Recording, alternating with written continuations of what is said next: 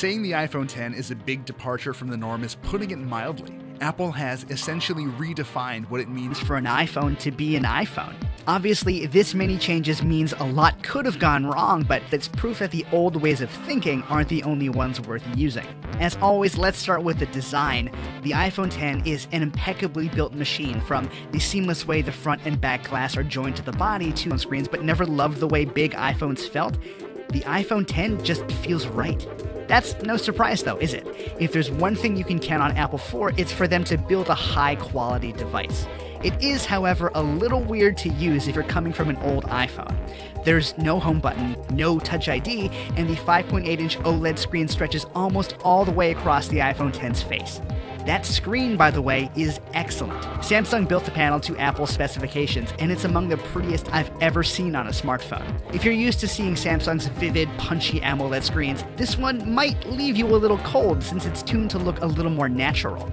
I certainly don't mind it though, if only because it's leagues ahead of the LCD screens Apple uses in its other phones. The iPhone X screen has a wide color gamut though, which helps make some images look more lively, and it packs support for HDR10 and Dolby Vision HDR, so you're not going to run out of pretty things to look at anytime soon. But there is a notch, a noticeable black notch. You probably know by now that in addition to all the usual stuff Apple squeezes into the tops of its phones, that notch also in the iPhone X, I've actually stopped noticing it. No, really. After all, most of the action happens towards the center of the screen anyway. What I can't stop noticing is how non-optimized apps get letterboxed on the iPhone X screen. They're bounded on the top and bottom by expanses of black space, and they just look dated. Not bad, dated. Since unlike some Android phones, there's no way to force an app to go full screen, we all just have to wait until app developers issue those crucial updates. So, what is it like to actually use the iPhone X? In short, it's not as difficult as some might think. Since there's no home button, you swipe up on an app to go back to the home screen. If you swipe and hold, you get a little haptic buzz and there's your app switcher. This might be one of my least favorite changes because you now have to press and hold an app window before you can dismiss it. It's not that much slower than before, but dang it, I like the switcher the way it was. At least you can now cycle through apps by sliding your finger across the bottom of the screen. Anyway, since the iPhone X is smaller than the 8 Plus, it's quite easy to operate with one hand. If you need to reach the top of the screen without stretching your thumb though, you can turn on reachability. After that's done, a swipe down on the bottom of the screen brings the top of the screen within easy. Myself swiping up to change the brightness, only to remember that you now have to swipe down from the right side of the notch to get to those controls. The iPhone X runs iOS 11, but it packs two features that people have not been able to stop talking about. Fail to recognize me in bed when I just woke up. Maybe my face was a little too puffy, or maybe I was just holding it a little too close. In those admittedly rare cases, I did miss Touch ID.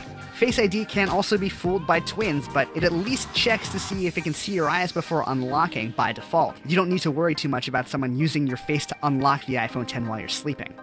And then there are Animoji.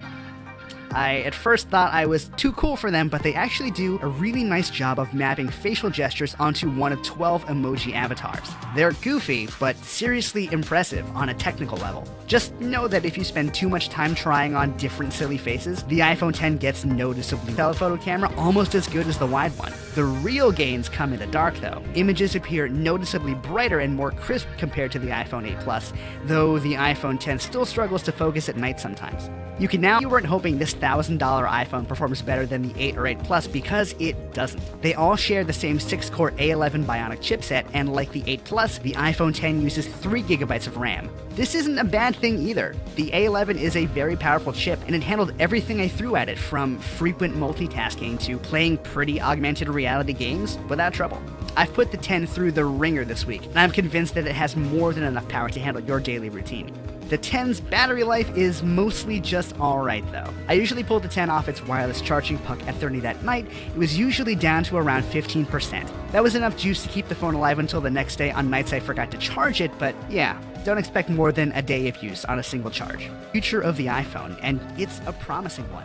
Apple didn't get everything right, but the fact that the 10 generally feels as elegant as it does is impressive. On a technical level, this is the best iPhone Apple has ever made. But more importantly, it's a strong foundation for the iPhones of tomorrow to build on.